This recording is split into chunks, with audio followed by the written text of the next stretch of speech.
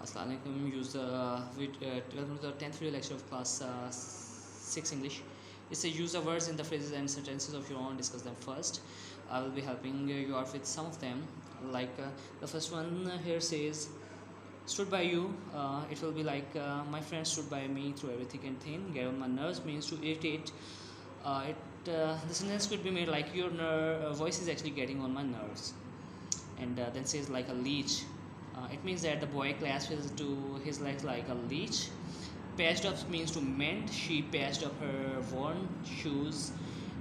Then the given phrase here like let it off your hands means to relieve someone of their burden. The sentence could be made like I would be pleased to take this naughty boy off your hands for an hour. The rest of them are for your homework assignment. Some of them are solved on your given sheets. If you have still any problems, you can get help from internet or your tutors or your parents, and you can leave the comments below video and I'll just get to that.